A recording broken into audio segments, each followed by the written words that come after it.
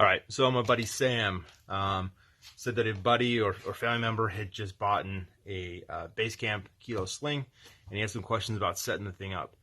For the most part, it's like a normal sling, especially up here towards the muzzle, setting up for a QD attachment, things like that.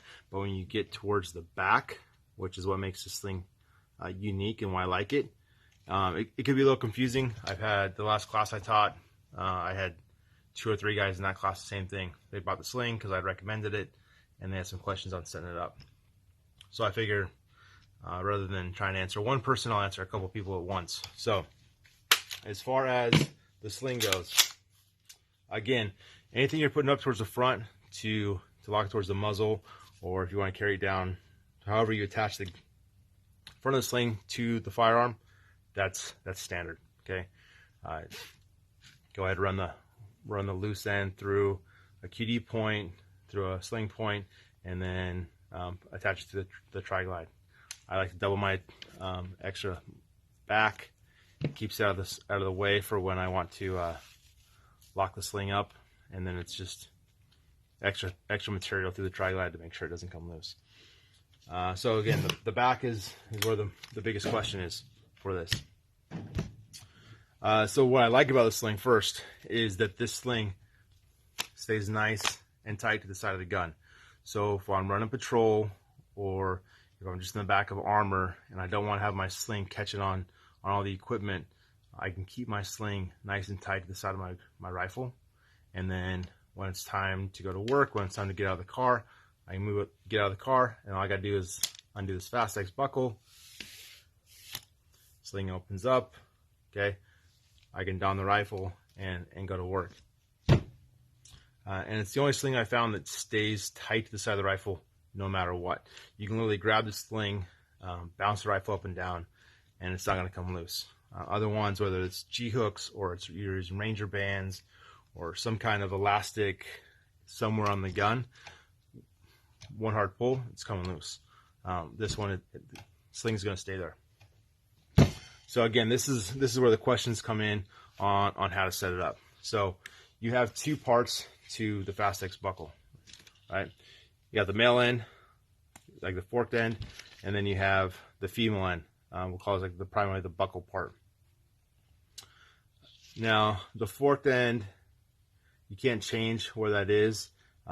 It's sewn into the sling part itself, so don't worry about trying to adjust that. It is what it is. It's going to stay there.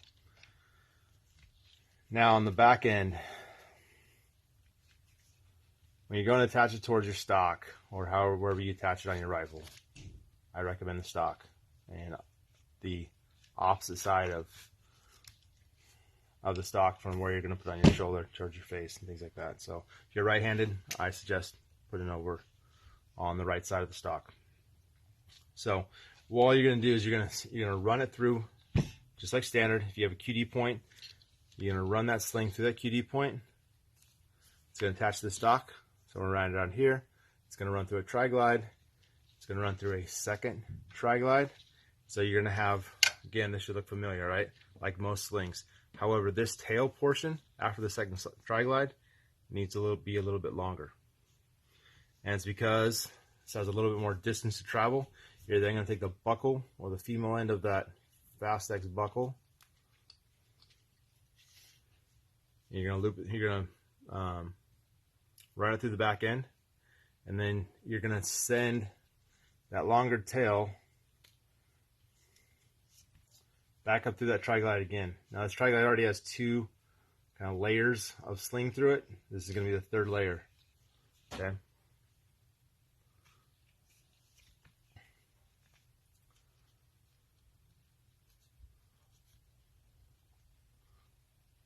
So, and it's stiff to get through because there's not a whole lot of space, but that's good because it's not going to come loose either.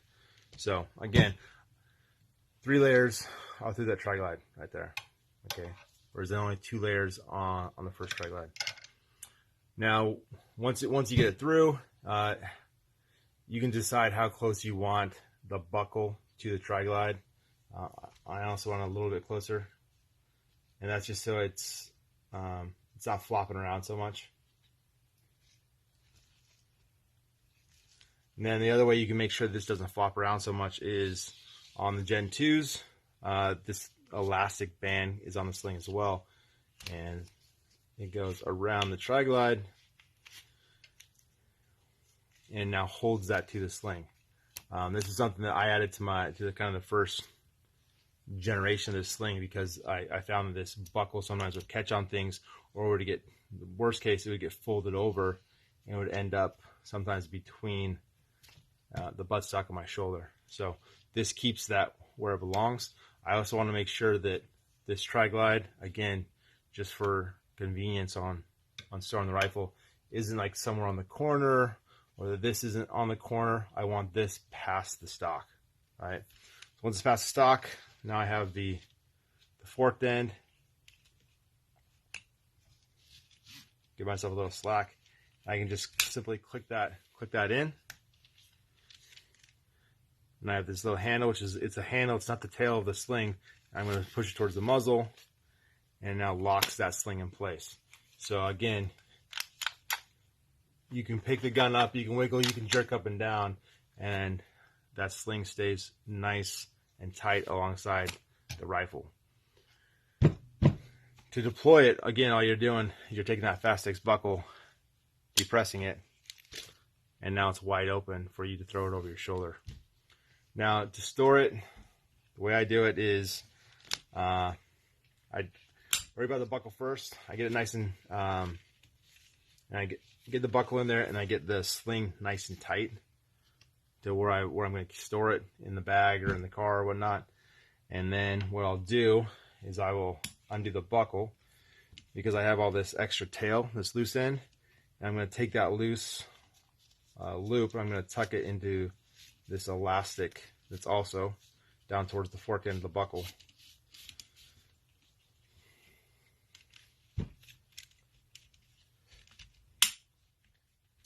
And that's, you just kind of S-fold it up, and you S-fold it however many times you want to get it out of the way. I usually go through twice. Again, I'm getting like 4 layers of sling through that little elastic, and then you don't have anything, you know, hanging around, hanging down by the grip. Thanks to the Law Tactical, it keeps a nice gap to go for that safety. But either way, for the most part, you'll never get the sling so tight that you can't just slide your sling up, your thumb up between the sling and the receiver. But again, keeps it nice and tight on the gun. If you want to, when you're ready to deploy, you're just hitting that Fastex, and then you can just use the front tail to adjust the length of the sling. This is the tailless version, which is one I'd suggest. The tailless allows, it's a cleaner look for me, because you know, the other one with the tail, it's more like the Viking Tactics, where you have this big, the longer you, or the more you cinch up the sling, the longer that tail gets.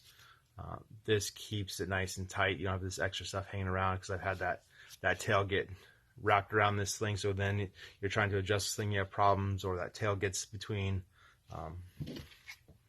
between the mag and the mag well, which is bad. So again, I like the tailless.